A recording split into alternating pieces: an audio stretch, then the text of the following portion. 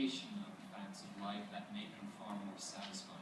You could make of life a lesser affair if you want to, by, as the introduction said, sticking just to the raw factuality of a rationalistic approach. You can stick to that, but our time on earth is so short, why do that?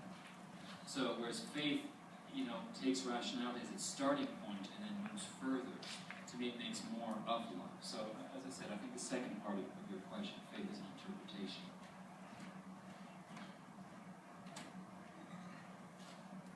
So, Susan Andrews, would you mind asking your question? Hi, I'm Susan Andrews, and I have a much easier question. I'm always intensely curious about what authors are reading, so I want to know if you've read anything lately that really inspired you, or that you found really good. That's a great question, because as a writer you have to be a reader. My next novel, which in fact I just emailed it when I was stuck in Denver last night. I actually finally finished it and I emailed it to my partner so she could read it. But for that novel, I have a character who loves Agatha Christie. And so because of that, I read all of the Agatha Christies from 1920 to 1938. She was an extraordinary prolific writer. In that time she wrote about 30 books. So I read 30 Agatha Christies in a row. And I love them. I absolutely love Agatha Christie. It was a real discovery, and I use it for a particular purpose in my novel. So lately I've written a whole whack of Agatha Christie's. Just right now, my favorite living writer is, he's originally South African, but now he's Australian, J.M. Coetzee. I don't know about Brazil a few years ago. A very dour writer, very totally humorless. You never laugh reading J.M. Coetzee. But he's an extraordinarily powerful writer. In a sense like Hemingway, but less stylized. He does so much with so little. He has an extraordinary spare language. And yet it's very evocative, and he's also extraordinarily imaginative. They're not particularly realistic stories. They take you somewhere else. So I'm just reading his latest one called The Childhood of Jesus. Odd title, because as far as I can tell right now, it has absolutely no content, no direct reference to Jesus. So it's obviously some sort of metaphor. Not entirely convincing at the moment right now, but I'm only about 40 pages into it. So,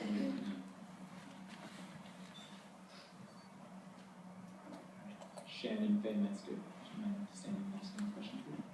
Shannon Metzger, if you could give one specific characteristic, virtue, or value to every person in the world, which characteristic would you choose and why?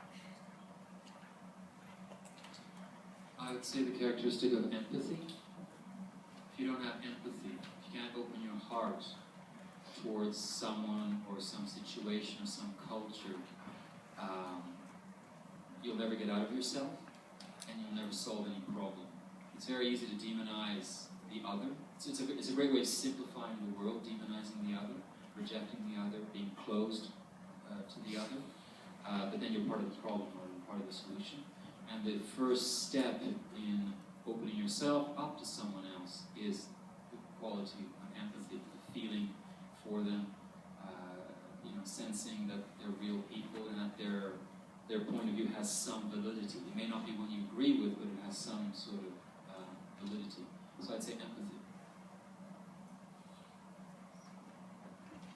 Actually, I was hoping you might be able to just add really quickly to that. What role would you say empathy plays in being an artist, or is it possible to be an artist without being extremely empathetic? I think it's totally possible to be an artist and have absolutely no empathy. Art is testimony. I mean, when you're an artist, you bear witness. It doesn't mean you bear witness to what's good out there. You could be bearing witness to what's terrible out there. You could be a completely deprived human being. In fact, most rock stars are. Most rock stars are incredibly egocentric, selfish, juvenile, sex-obsessed, drug-obsessed individuals. Doesn't mean they haven't produced phenomenal pop songs. Do we look up to Mick Jagger? Doesn't mean he's not a fabulous rock star. So, you can definitely produce a great art while being, I just mentioned earlier Picasso. Some of these great artists end up being monsters of selfishness because they are geniuses, because they're so admired, and because they are, in a sense, they are a whole civilization unto themselves. It's hard to get over yourself when you're that brilliant. So you can definitely be an artist without quality of empathy, but as individuals, it's hard to be bigger than yourself if you have no empathy. But as an artist, I don't think it's a necessary element. Petros Patis. I'm Petros Patis.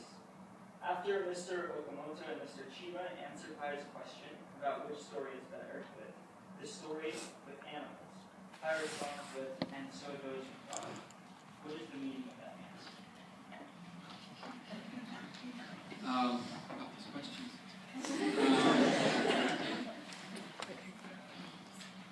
Are some of you coming to the convocation tonight? Because I'll definitely be sort of addressing that, because that's a key. The whole novel comes to that key question: which is the better story? It's not which is the true story. The question asks is which is the better story. The investigators and therefore the reader is presented with this question, this choice they have to make between two stories that have been given to them, and then Pi responds with that. So, right now I'll answer by not answering because I'll answer that later tonight, but it obviously goes to the heart of the novel. That is the key question, and that answer, oddly enough, was not in the original Canadian edition. I added that line because I was sensing, you don't necessarily want clarity in a work of art, you don't necessarily want everyone to quote-unquote get it, but you still want to be roughly in the same neighborhood of comprehension. And I added that line to bring a little bit more clarity, perhaps, as to what I was trying to do. So I'll answer that tonight. As you go on. Leslie Staven, would you mind answering this question? Speak. Your novels seem to be changed and also a bit, and I'm wondering, after the completion of the novel, after all your research, your characters, do you have to recover it? So, I don't know if people heard, after you finish a novel, you have to, how do you have to recover, and if so, how do you do so? It is a very demanding task writing a novel. There's so many details to attend to. The big details, obviously, of what story you're telling, the characters you're using, how you're conveying the story, and then the million details of every single sentence. How is it punctuated? Is it too long, too short? Are you using the same kind of verbs too often? Are the facts correct? Are they psychologically correct? Are they existentially correct? It's a million details to attend to. So it is extraordinarily exhilarating to do that. You're contradicting Lear. You are out of nothing creating something. And it's extraordinary. It is exhausting. So one of the things I rarely read while I'm working on a book, I rarely read great novels. So I won't read a Gabriel Garcia Marquez and it's writing a novel because they're so brilliant, it can really pull me out of my own orbit, and I'll start my novel will somehow become maybe more derivative or something. So between novels, I read great novels that I feel will be great. So that's why I'm just reading this Coetzee. I wouldn't have read a Coetzee 2 months ago for fear that it would sort of, because when you're writing, and this would apply to all acts of creation, you do have to isolate yourself to a certain extent. I remember reading, there was a documentary I saw on the Beatles, and at one point Ringo says, and this was very early on in their career, in the early 60s, Ringo said of the band, we told ourselves that we were the best band in the world. Now, they were, but they didn't know that yet, nor did the world. But they were telling themselves that, they were deluding themselves with that illusion to give themselves confidence so they could keep on going and putting out their songs, and sure enough, they were the greatest band in the world. You need that element of delusion, so when I'm working on a novel, I stay away perhaps from works of art, literary ones. Other ones I love, dance, painting, I don't mind, but literary ones I don't. So between projects I read chunkier works of fiction. Often I travel. One thing I did after finishing my Pi is I walked across France and Spain. There's a place in northwestern Spain called Santiago de Compostela, which is where allegedly the bones of James the Elder, one of the apostles of Jesus, was found. Complete fiction, of course. He was martyred in Jerusalem. Now, how in the 2nd century a man had his bones buried in northwestern Spain? This is way before FedEx, but so, it was as a result of this claim that his body was there. Hordes of Christians started crossing Europe on foot, since the Middle Ages to Santiago. So it's a famous pilgrimage spot. And through the centuries, people have walked across Europe to this place, Santiago. And so I did that. I started in the middle of France, and I walked the whole time, the whole way. I walked across France and Spain, just to do something completely different. So things like that. I travel. And right now I have 3 small children, so I just finished my book. I'm going to spend a lot more time with my children.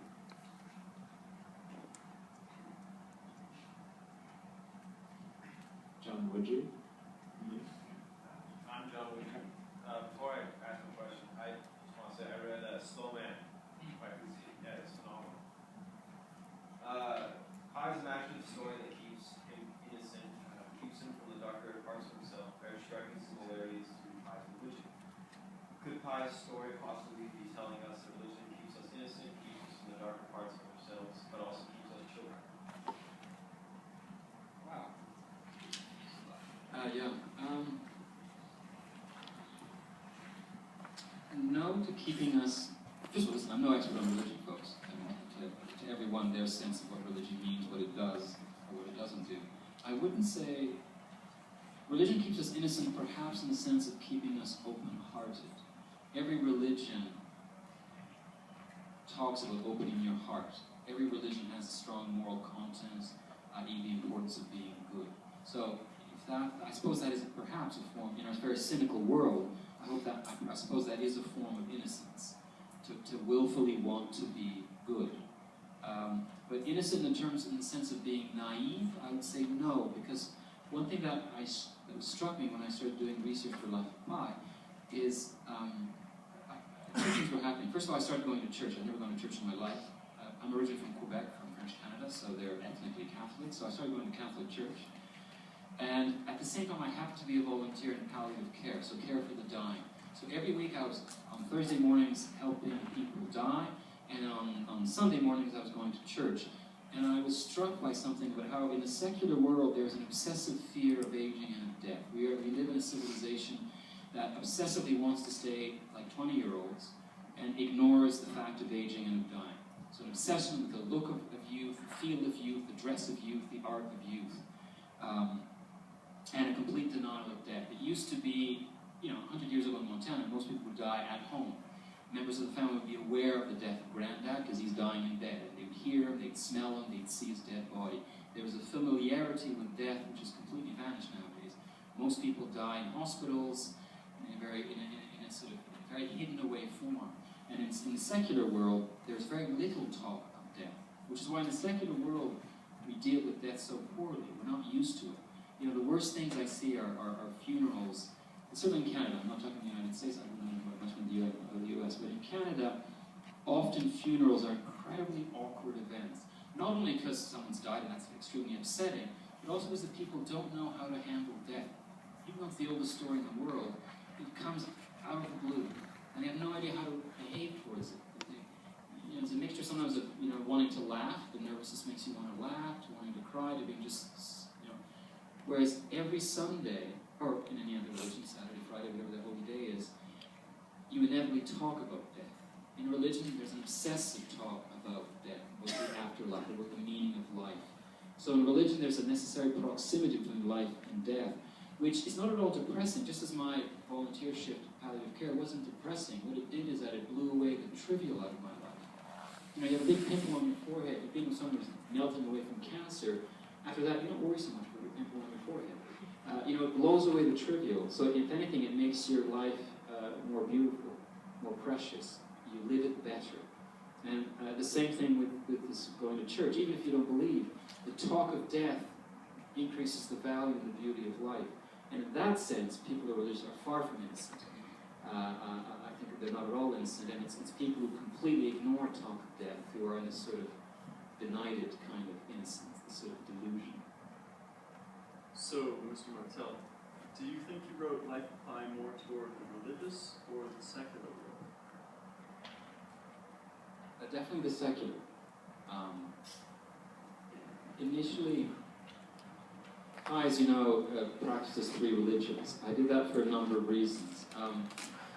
First of all, it's a fact you see on the ground in India. Don't forget, most rural Hindus would be illiterate people, unsophisticated intellectually, who nonetheless might have a profound faith. And you often see in rural parts of India, for example in Kerala, which is in the southwest, there's a large Christian minority. I mean large, it's 30 million, which is the population of Canada, but it's a tiny drop in the ocean, a huge population of India. You often see in Christian churches in India, in Kerala, for example, you walk into a church and there'll be various statues on the side, statues of St. Francis of Assisi or whatever. And when I first went there, I noticed that very oddly, at the foot of these statues would be fruit, flowers, broken bits of coconut. And I didn't really notice it until I did. And I realized what was happening there is that either Christians were being Christian in a very Hindu way. Hinduism, the various representations of God are held to be sort of like living representations. They're called murtis. And so the murti is not just a little sculpture, it's not just a little Barbie doll of Vishnu. It's a sort of a living material incarnation of Vishnu. And therefore it must be bathed, it must be clothed, it must be fed. And so you make offerings of food and of flowers to feed the god and to beautify the god's surroundings. And so it's a very Hindu thing to do. But here Christians were practicing their Christianity in a Hindu way, but also what you see in India is you see Hindus on their, let's say on their way home, seeing a Christian church say, well, I better cover all bases here. I better play not only to Vishnu, but to this other divine cat named Jesus, so I'll also go in there. But they sense that the altar is a place they shouldn't go beyond, so they make their little offering to some side statue. So in a sense, they're appropriating the gods of Christianity and adding them to the pantheon of Hinduism. So that sort of remarkable openness, which theologically doesn't really make sense, but who cares? It makes sense to them. I saw that in India. So that was one reason I was comfortable making Pi multi-religious.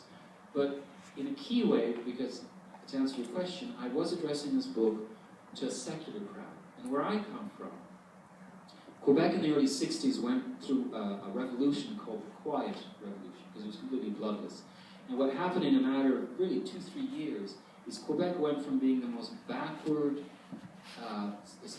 province in Canada, steeped in a particularly narrow-minded kind of Catholicism, because it's the largest Catholic minority in North America. It speaks French in an ocean of English speakers. It has been cut away from Europe and France for centuries. So it's a particularly isolated, ignorant kind of Catholicism. Catholicism, of course, not uniform. And Quebec in the early 60s suddenly leapt from being this really backward province, completely controlled by its very narrow form of religion, to being the most socially progressive province in Canada. And it threw off this religiosity in a matter of a few years. And my parents are children of that generation. They're fiercely, fiercely secular and anti-clerical. They have nothing to say to the Catholic Church. They despise it. And I grew up in that household. So to write a book in which I was trying to put aside the stupidities of religion, the many, many things it does wrong, and look at the things that are right about it, was awkward. Because in Canada, for your average novel reader, nothing would turn them off more than a character or a person who says, Jesus says. You just don't quote Jesus in Canada. If you say it once, it's a literary reference. If you do it a second time, it's... And by the time you say it the third time, they figure you're some weirdo evangelical, and they just says turn off. They do not in any way take that seriously, which is in some ways for valid good reasons. There's a lot of crazies who say Jesus says, and they say really strange, weird things afterwards. So it's not at all, it's been completely marginalized. It's no longer a part of the mainstream. So here I was trying to tell a story that is profoundly religious, but I don't want to turn off my reader, because after all, a novel is a social act. I do want the reader to commune with me on this story that I'm telling. So I thought if Pi were practiced only one religion, I had a dilemma here. If he was a Hindu, like most Indians, most North American Western readers know nothing about Hinduism. It's this vaguely folkloric religion, quite colorful, practiced very, very far away, so it'd be hard to take it seriously. And most people know nothing about it. If Pi were a Muslim, and there's a very sizable minority of Muslims in India, and it's one of the great world religions, well, as we know, Islam has a very bad reputation in North America, in many ways with a good reason. But once again, I'm trying to separate the good from the bad here. There's many bad things about Islam, there's many good things about it. Nonetheless, if I had a character who says, Allah says, well, everyone thinks he's going to go jihad and blow himself up. So he couldn't just be Muslim. And then if he were Christian, well, there are 30 million Christians in India, but that's completely non-representational of your average Indian. And as I said, in Canada, a character who says Jesus says turns off the reader. So what do I do here? So I thought, well, what I'll do to win over my secular reader is have him practice all three. Because in fact, what I was interested in doing in my, well, I was not looking at organized religion, which has its marvelous aspects. I was interested in looking at faith, that act whereby you believe in something that is not necessarily rational. You may use rationality to hone your faith, but fundamentally it's a non-rational act. That's what I wanted to look at, and that is what is common to all three.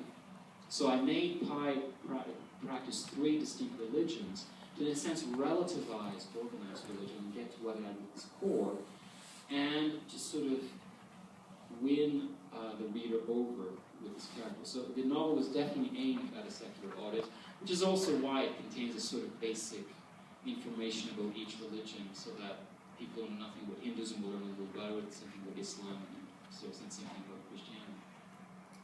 So a long answer. Katja Peterson?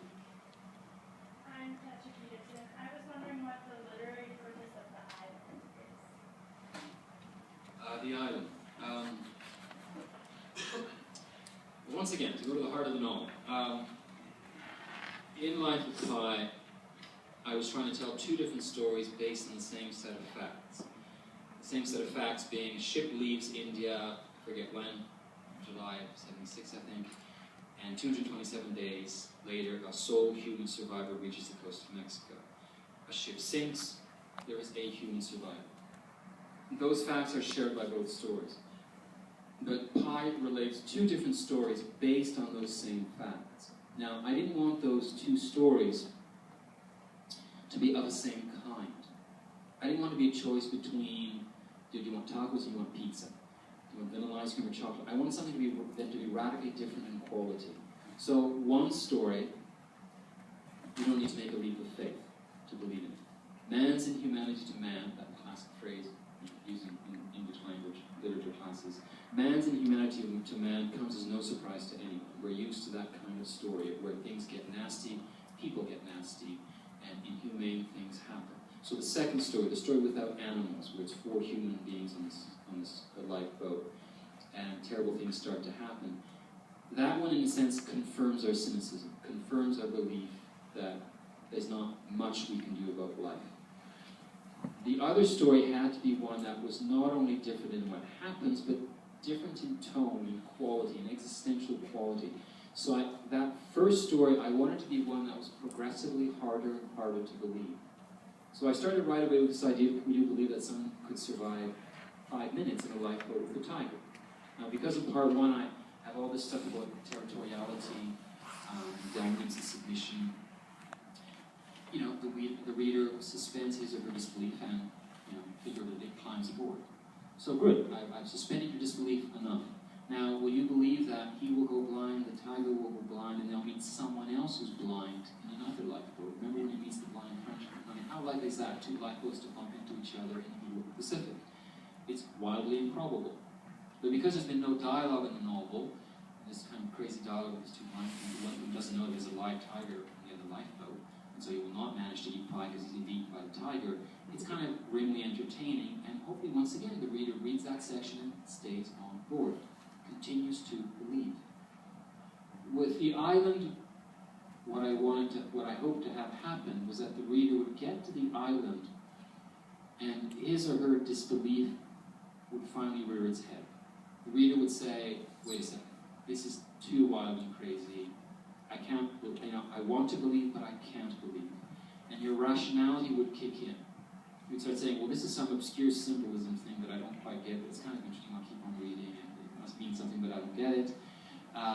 And you keep on reading, and that's fine. That's exactly what I want. I want people to be interested, but not to believe.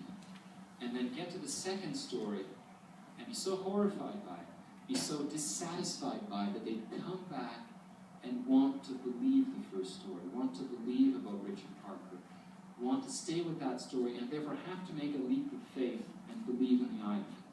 Not understanding it, not getting what it's about, but just say, well, I don't know what it means, but it doesn't matter. I believe.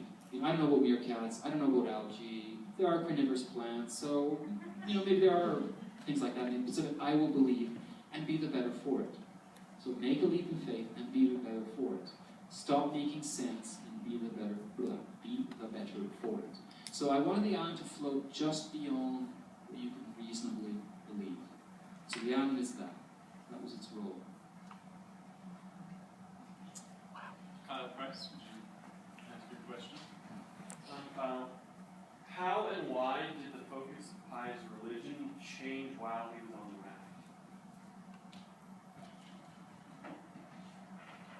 I was not aware that it did.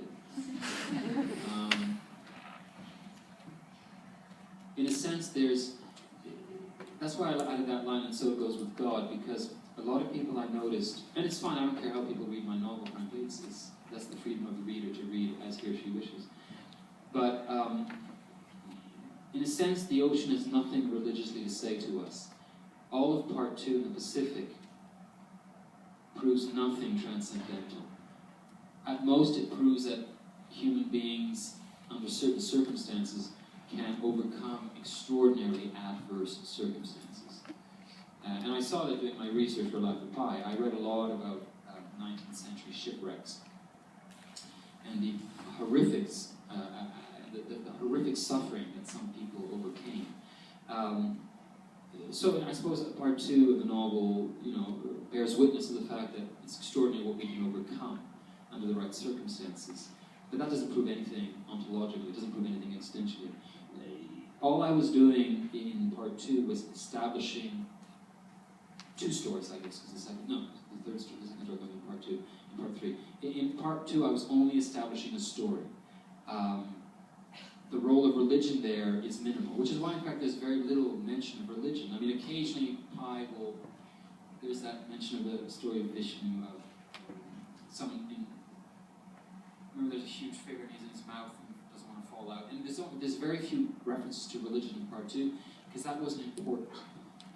So in my mind, there is no transfer of faith. I mean, Pi obviously relies on his faith, as people of faith do, whether it's religious faith, romantic faith, political faith, any faith. It gives them strength.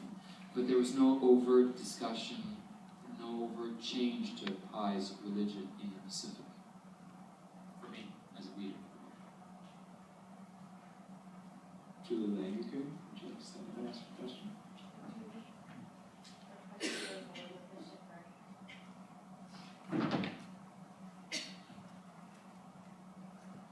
you do a lot of reading and paper research, or did you interview people who survived similar disasters? Well, my research. Yeah, I started Life of Pi in India. I was in India for the second time, backpacking. India's an extraordinary place. It's all of life in one place at one moment. So I spent 6 months in India doing practical research. I spent time in Pondicherry, I spent time in Munnar. I went to all the zoos I could find in the south of India. I sort of absorbed Indian English, which is very, well, like all the Englishes of the world, is very different from the other Englishes of the world. I interviewed the director of the Trivandrum Zoo. I went to all kinds of mosques, temples, churches. And then at the time I was living in Montreal, I went back to Montreal and I spent about 2 years doing more academic research at the McGill University Library. So I researched 3 areas. Religion, as I was saying earlier, up till then I was completely non-religious. And like most people who are non-religious, I knew just enough about religion to be able to dismiss it. So this time I was trying to know more about it. So I read the fundamental texts of religion, so the Bible, the Quran. Hinduism is to me sacred texts, but I read a number of them. And then I read a lot of secondary texts about religion. In fact, since I mentioned this, one of the reasons I'm here, one of the reasons I accepted this gig in Montana was one of the books I read as research for Life of Pi was a wonderful, wonderful book by a professor at Harvard named Diana Eck, E-C-K, who is a native of Bozeman.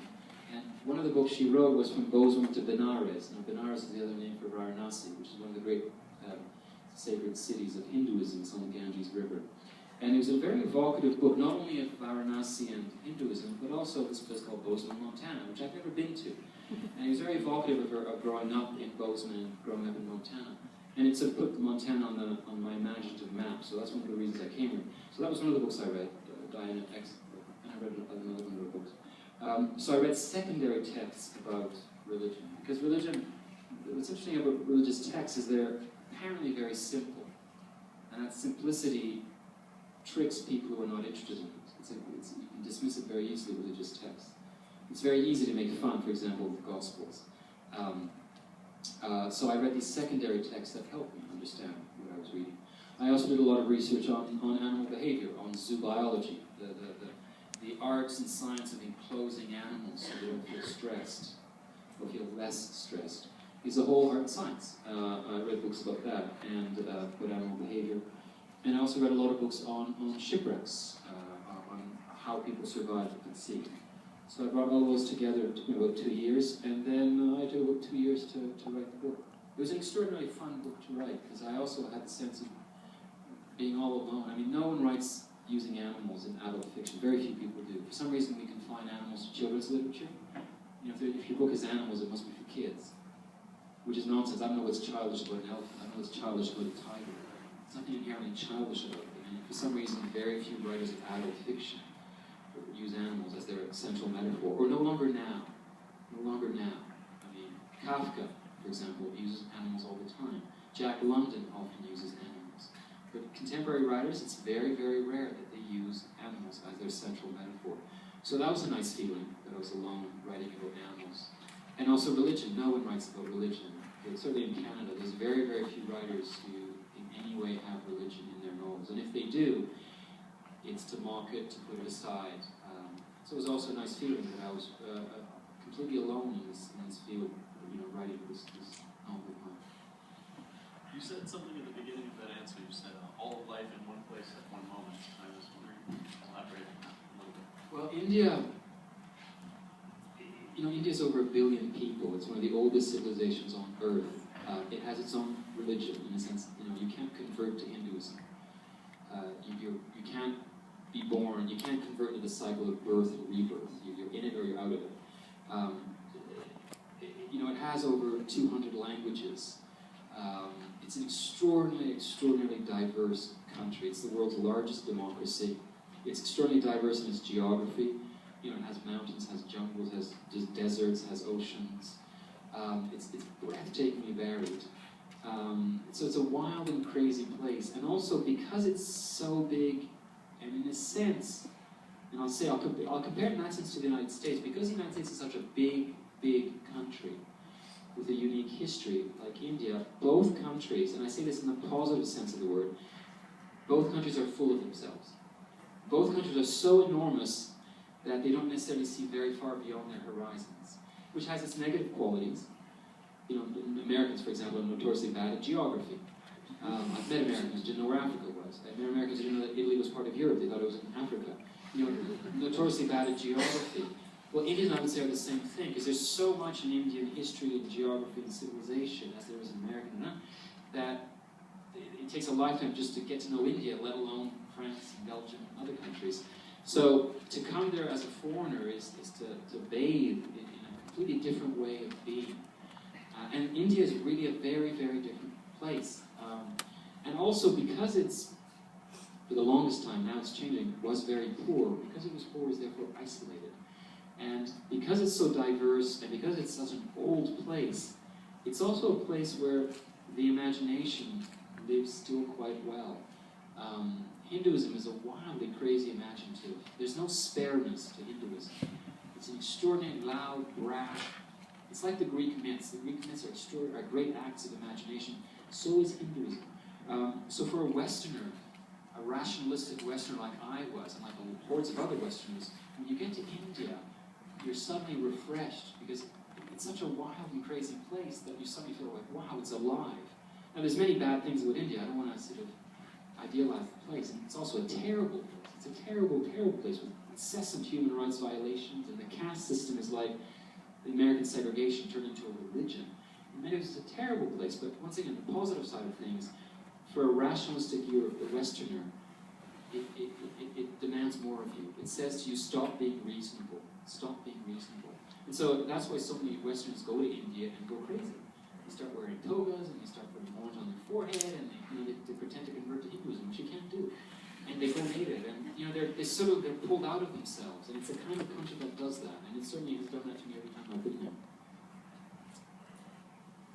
All right, guys, these have been great questions and fantastic answers as well. Unfortunately, we only have time for one more question, so our panelist, Garrett, maybe will be asking the last one.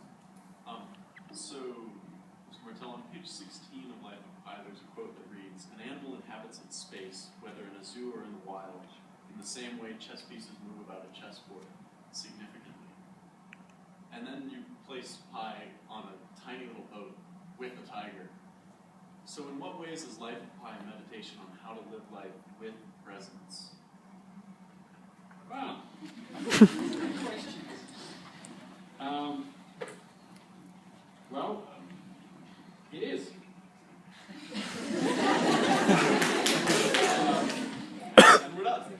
I mean, the great word in that question is the word presence.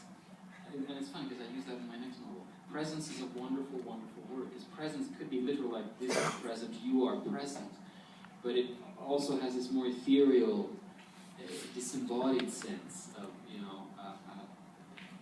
and that's one of the tricks of life, is of living with presence.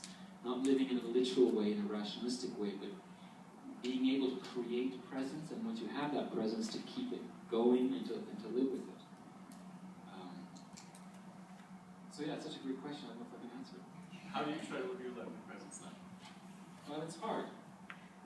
The temptations of technology. It's easy being reasonable because the rewards of reason are immediate. And that's why so many of us fall into that. You get out a smartphone and it immediately hypnotizes you because its appeal is immediate, the gratification is immediate, and therefore you're stuck in this immediacy of your stupid smartphone. And it's hard to get beyond it. America is famous for its cars, same thing. Cars are such amazing, my next novel, features cars. So I'm not being disparaging of cars here. But once again, like the smartphone, the car is such an amazing piece of technology that it completely hoodwinks us. We're sort of made of it, and we forget that it's just a means of transportation. And it's all great having a car, but you need to have a reason to go from A to B. If you've forgotten why you're going from A to B, and you're only focused on the car, you've already lost your way. And so the way to get out of that is to have a sense of presence, is to step back from rationality and ask the big questions. Ask yourself the big questions. And it's also hard to stay with presence when you have 3 children. I have a 4-year-old, a 2-year-old, and a 5-month-old. And they are extraordinarily present. They're like 3 dinosaurs in my house. These enormous, loud, roaring dinosaurs. In a sense, they are a form of presence. Their presence. Well, they are a form of presence. That keeps people present, don't you? Because they're the farthest thing from technology. They're so living, children are.